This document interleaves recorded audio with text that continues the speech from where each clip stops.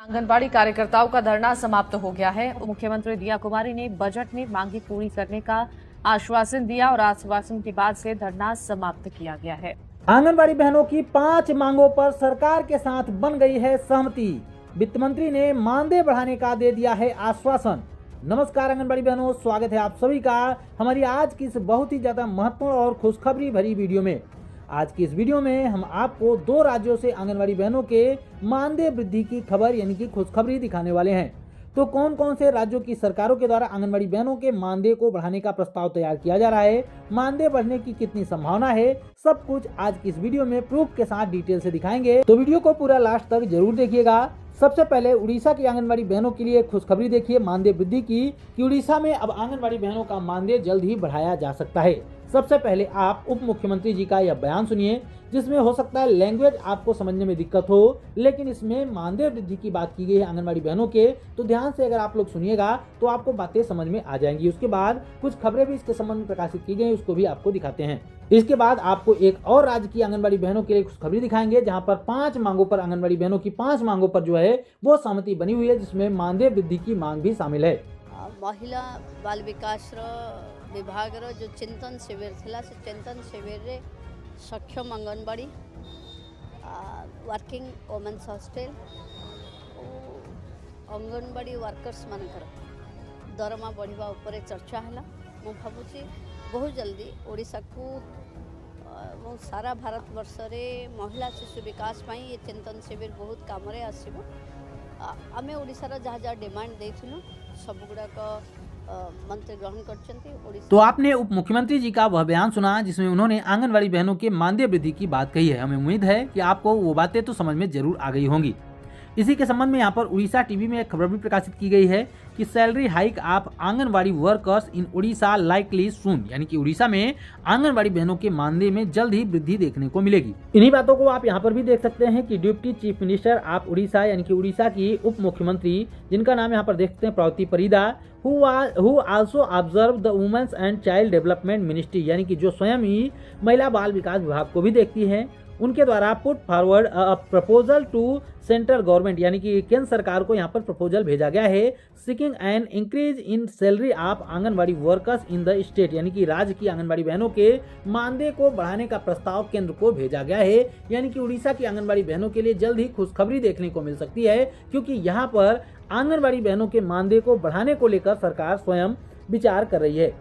एक और बड़ी खुशखबरी निकल के आ रही है आंगनबाड़ी बहनों के मानदेय वृद्धि के संबंध में कि आंगनबाड़ी बहनों की 5 मांगों पर सहमति बन चुकी है। ये बड़ी खबर निकल के आ रही है राजस्थान से, जहां पर पिछले 9 दिनों से आंगनबाड़ी सेविका सहायिकाएं अनिश्चितकालीन हड़ताल पर बैठी हुई थी और कल के दिन उन्होंने उप मुख्यमंत्री जी के साथ वार्ता की है। दिया कुमारी जी, जो कि वहां की उप मुख्यमंत्री हैं, वित्त मंत्री हैं, उनके साथ वार्ता की गई है। तो आइए देखते हैं कि वार्ता में आंगनबाड़ी बहनों की कौन कौन सी मांगों पर सहमति बनी है और क्या कुछ बातें सामने निकल के आई है। इस संबंध में सबसे पहले आप एनडीटीवी की एक रिपोर्ट देखिए, उसके बाद इस खबर पर आगे चर्चा करेंगे। जयपुर से बड़ी खबर इस बीच आपको बता दें, आंगनबाड़ी कार्यकर्ताओं का धरना समाप्त हो गया है। उप मुख्यमंत्री दिया कुमारी से मुलाकात के बाद आंगनबाड़ी कार्यकर्ताओं ने धरना समाप्त किया है।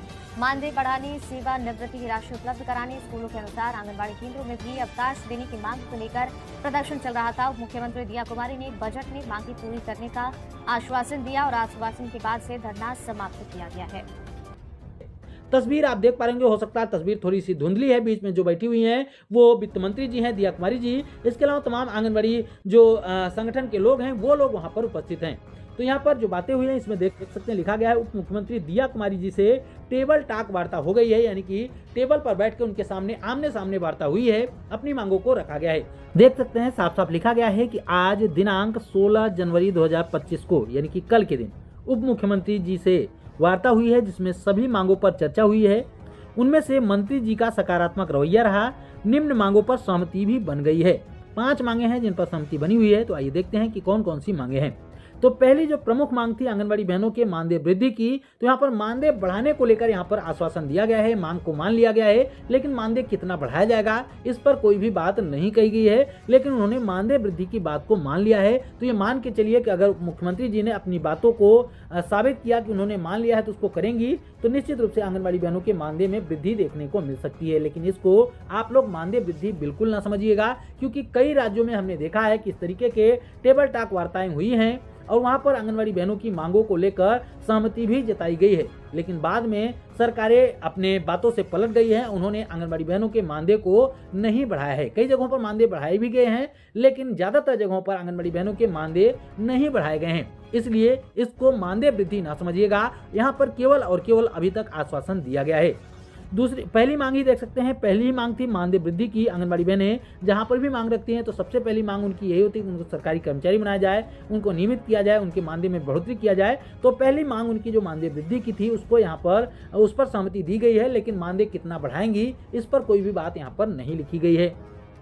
दूसरी मांग देख सकते हैं कि सेवानिवृत्ति पर दी जाने वाली राशि एक मुश्त दी जाए, यानी कि एक साथ उनको सेवानिवृत्ति पर धनराशि दी जाए, इस पर भी सहमति बनी है।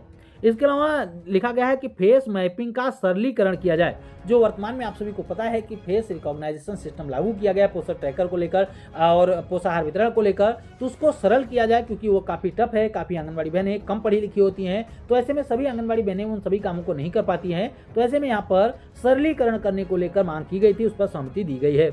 उसके बाद लिखा गया है कि महिला पर्यवेक्षक में 100% कोटा की सहमति जताई गई है, यानी कि 100% जो सीटें हों, यानी कि सुपरवाइजर की जब भी भर्ती निकले तो उसमें केवल और केवल आंगनबाड़ी बहनों को ही भरा जाए, ऐसी मांग की गई थी। इस पर भी सहमति दी गई। जैसा कि आप सभी ने देखा कि मध्य प्रदेश में अभी हाल ही में जो है सुपरवाइजर पदों की भर्ती निकाली गई, जिसमें सैलरी बताई गई है 23,000 से लेकर जो है 80,000 रुपए तक। इसमें 50% आंगनबाड़ी बहनों को मौका मिलेगा, जो कि कम से कम 5 साल का कार्य अनुभव रख चुकी हैं। इसके अलावा तमाम और भी क्राइटेरिया है, जिसके विषय में हमने आपको डिटेल से बताया हुआ है। लेकिन यहाँ पर 100% कोटा की मांग की जा रही थी, जिस पर भी सहमति दी गई है।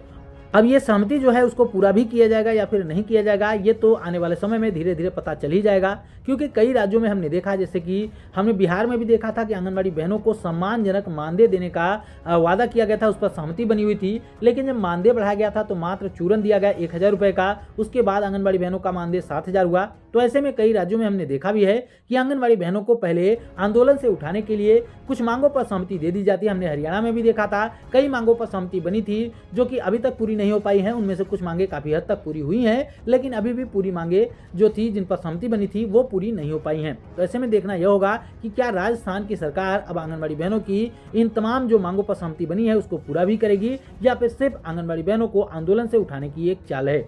आपको क्या लगता है, क्या राजस्थान की आंगनबाड़ी बहनों का मानदेय बढ़ेगा, हाँ या नहीं? आप अपनी प्रतिक्रिया कमेंट बॉक्स में जरूर दीजिएगा। अब आप में से ज्यादातर बहनें क्या होता है कि लास्ट तक वीडियो नहीं देखती हैं और बाद में पूछती हैं कि भैया ये किस राज्य की खबर है। तो हमने आपको पहले भी बता दिया है और फिर से बता दे रहे हैं। जो पहली खबर हमने आपको दिखाई मानदेय वृद्धि के संबंध में, जहां पर उप मुख्यमंत्री जी का बयान भी हमने आपको सुनाया, वो खबर उड़ीसा की थी। उड़ीसा की आंगनबाड़ी बहनों के लिए मानदेय वृद्धि की खबर थी। और जो दूसरी खबर हमने आपको दिखाई वो राजस्थान की आंगनबाड़ी बहनों को लेकर खबर है। यहाँ पर उप मुख्यमंत्री दिया कुमारी जी ने आंगनबाड़ी बहनों की 5 मांगों पर अपनी सहमति जताई है।